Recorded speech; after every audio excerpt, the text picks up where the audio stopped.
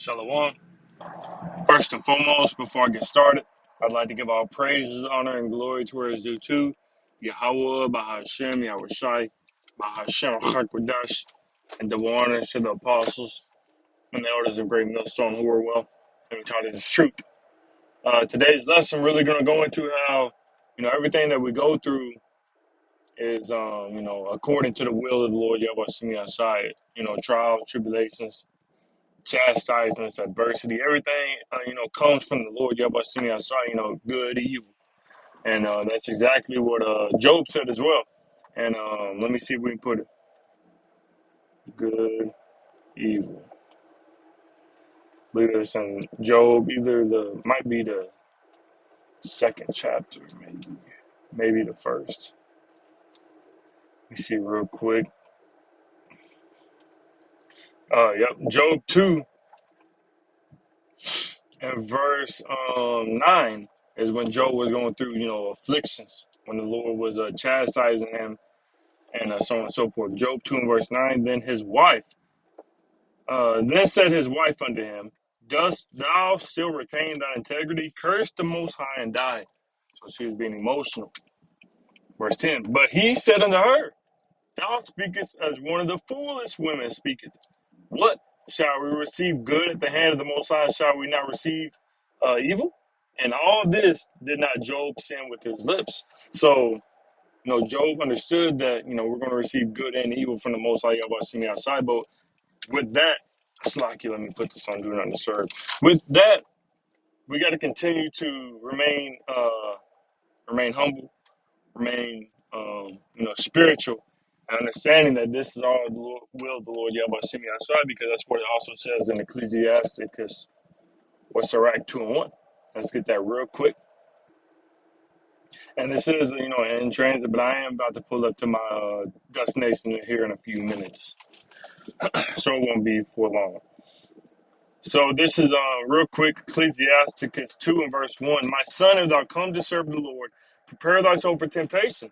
So understanding that if we're going to serve the Lord Yahweh Shai outside in spirit and in truth, that's going to come with temptations. It's going to come with trials, fiery trials, adversities, afflictions, hardships. But we got to remain humble and keep our integrity even in the face of danger, even in the face of temptations, even in the face of trials. Keeping our faith to the Lord Yahweh Shai outside. Verse 2, set thy heart aright and constantly endure, and make not haste in time of trouble. Constantly endure, no matter what is set upon us, no matter what is set upon me, upon you, speaking to myself first and foremost. And make not haste in time of trouble, because we're going to go through trouble, and understanding that we got to continue to do the will of the Lord Yahweh Shai outside, even in the face of danger, whether going to remaining spiritual, remaining humble, walking in a certain aspect, in a certain way that continues to please the Lord Yahweh Shai outside, and not conforming really to the ways of this society, even when danger is set in front of you, even when Slocky cut out on me. I don't know how much I had left on that, but I was saying, going into how even in the face of danger, uh, even though little options may be presented for you, not doing and going towards the option that is, going against the will of the Lord Yahweh Shai outside, but keeping your integrity and keeping the words which is written in this book and remaining faithful unto the Lord Yahweh Shai outside. So Ecclesiasticus or Sirach 2 and 3, cleave unto him and depart not away, that thou mayest be increased at thy last end. We got to continue to cleave unto the Lord Yahweh Shai outside, no matter what is set in front of us. And understanding that this is the will of the Lord Yahweh Shai outside, we got to continue to do his will. Real quick, 2 precepts, Romans 12 and 1. And it reads, I beseech you, therefore, brethren, by the mercy of the Most High, that you present your bodies a living sacrifice, holy, acceptable unto the Most High, which is your reasonable service. There's our reasonable service. We went off. We transgressed. So this is the least that we can do for the Lord Yahweh Shai outside. We did nothing to deserve this. It's the Lord that chose us. And we got to, be thankful to the Lord Yahweh Shai outside, continuing and making sure that we're presenting our bodies a living sacrifice, even in the face of death, even in the face of trials, chastisements, and adversities. Verse 2, and be not conformed to this world, but be transformed by the renewing of your mind, that ye may prove what is that good and acceptable and perfect will of the Most High. What is His will? What does the Lord want us to do? Which way does the Lord want us to go? How should we be walking? How should we be moving? How should we be presenting ourselves even in the face of trials, tribulations? Which way should we go? Even with, fleshly desires, fleshly lusts, demons plaguing us day in and day out because this is a spiritual war. How should we be conducting ourselves? Speaking to myself first and foremost. We shouldn't, give up and make haste so easily just because, some temptations has not overcame us, but has been presented before us. Because what did it say? That this is a spiritual war, man. For we wrestle not against flesh and blood, but against principalities, against powers, against the rulers of the darkness of this world, against spiritual wickedness in high places, and doing all that we can to stand even in the face of these demons and spiritual warfare that we're in right now.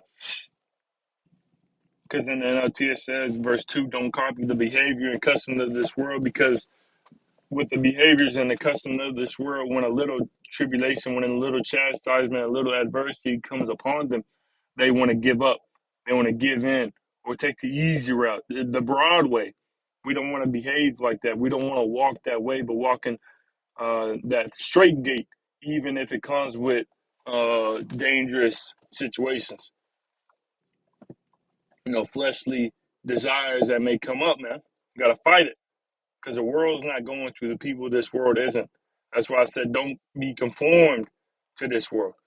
Continuing on in the NLT, verse 2, but let the Most High transform you into a new person by changing the way you think. We got to change the way I think, because that old man wouldn't have been able to endure what the new man is going through right now. A little tribulation, a little chastisement that went to the old man, he would have just gave up and gave in. But now we got to change the way we think through the will of the Lord Yahweh Shem Yahshai. It says, then you will learn to know God's will for you, which is good and pleasing and perfect. We need and must know what the will of the Lord Yahweh Shem Yahshai is, and it's not to walk according to this world. It's not to faint and to give in when times get tough. Real quick, also, Ephesians 5 and verse 17. Verse 18, 17, Ephesians 5 and 17. Wherefore be ye not unwise, but understanding what the will of the Lord is. We got to understand what the will of the Lord Yahweh Shem Yahshai is, and that is enduring even in the faces of temptation, because that's what it just said in Sirach 2. Well, if thou come to serve the Lord, prepare thyself for temptation. The Lord said, hey, if you want to serve me, then it's going to come with temptation. That's what it also says in Hebrews 12. Real quick, let's get that, and then we'll go to that 1 Peter 4. Real quick, where's Hebrews? Not 2 Peter. This is Hebrews 12 and we'll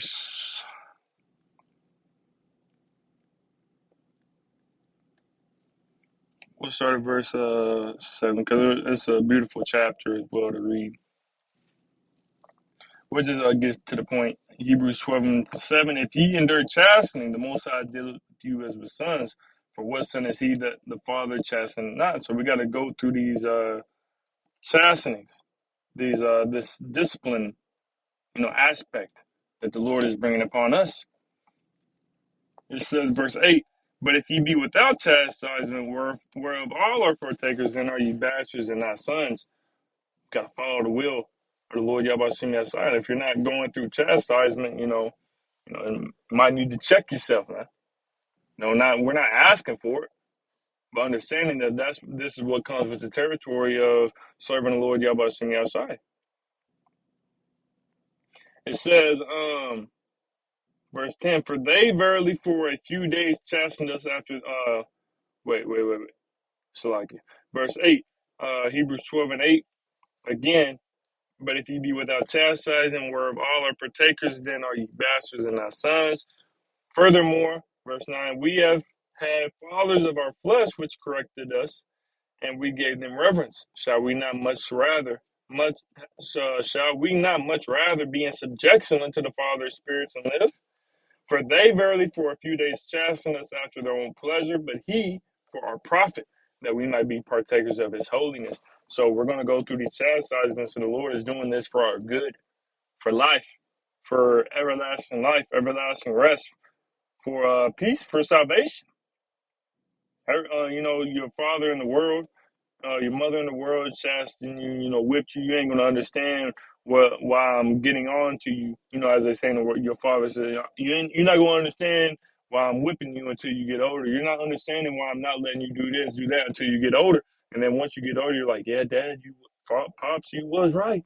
I understand now, and that's what the Lord is doing right now. He's chastening us to give us a greater reward in the kingdom, man. This is why we go through these things, because the Lord, is trying us and refining us into the men that we must needs be in order to enter into the kingdom of the Most High. The Lord just isn't doing it just because He's shaping us into kings and the priests and the true rulers and the true guiders, which shall guide the nation of Israel and the kingdom of heaven, as well as the rest of the heathen nations. Lord willing, I'm part of the elect. I'm part of that number because, as it says back in that Ecclesiastes 2, we're going to jump down to verse 5. For gold is tried in the fire and acceptable men in the furnace of adversity. So the Lord is going to send you through the ringer, man. Send me through the ringer. And we're going to be tried and refined and going to be purged of the filthiness and the wickedness that we hold within us. And that comes with chastisements and trials and tribulations. Now, verse 11. Now, no chastening for the present seems to be joyous, but grievous. So, in the NLT, let's get in the NLT. Hebrews 12 and 11 in the NLT. No discipline is enjoyable while it is happening. It's painful, but afterward there will be peaceful harvest of right living for those who are trained in this world. We're being trained to be kings, to be rulers, man. And it's not joyous, but it's grievous, man. It's hard, it's tough, it's difficult, it's painful. But the Lord is doing that to shape us into kings, man. It's gonna bring forth a great reward, which is in the kingdom of heaven, as it says in Matthew 6 and 33, seek ye first the kingdom of Most High and his righteousness, and all these things shall be added unto you. And then it also says in Second Corinthians, I believe, going to for our light affliction, which is but for a moment, but worketh for us a far more exceeding and eternal weight of glory. This is light, man. For the things that we see are temporal, but the things we do not see are eternal. So all this is temporal. All this is just going to be for a moment. It's light, man. But at the time, it's grievous. It hurts, man. But it's gonna bring forth a great reward in the kingdom of heaven. So let's end it off right here in 1 Peter 4 and verse 13, and it read verse 12. 1 Peter 4 and 12, and it reads, "Beloved, think it not strange concerning the fiery trial, which is to try you, as though some strange thing happened unto you, man." So again, it says, "Beloved, think it not strange. The fiery trial, which is to try you as though some strange thing happened unto you." So don't think, damn, why am I going through this? Why am I been believing that I'm a Hebrew Israelite and I've been going through so much hell? No. You got to understand that this is what comes with the territory. Sirach 2 and 1 again, man. Don't be surprised, as it says in NLT. It says in the verse 13 KJV, "But rejoice, inasmuch as ye are partakers of Mashiach's sufferings, that when his glory shall be revealed, ye may be glad also with exceeding joy." Because this is the same thing that Yahweh Shai went through and worse, man. And as it says, John 15 and 20, it says that, let me just get it real quick. I'm not trying to butcher it too much. John 15 and verse 20. "Remember the word that I sent unto you, the servant is not greater than his Lord. If they have persecuted me, they will also persecute you. If they have kept my saying, they will keep yours also." So the Lord went through this persecution, and we're not better than the Lord. Not even close, man. The Lord's in different realms compared to us. But we're going to go through these things, and if we are going through the same things, to an extent that Yahweh Shai went through, trials, tribulations, chastisement, persecutions, afflictions, mockings, scornings, then, rejoice because we're going through the same thing that Yahweh went through. And then as well, we're going to receive the same thing that Yahweh received. Of course, on a lower level, but same thing, glory. Heirs, as it says in Romans 8 and verse 16. Real quick. Last one. Romans 8 and verse 16, and it reads, not 16, but 17. And if sons, then heirs. Heirs of the Most High, and joint heirs with the Mashiach. So we're going to be joint heirs with the Mashiach, but what does it say?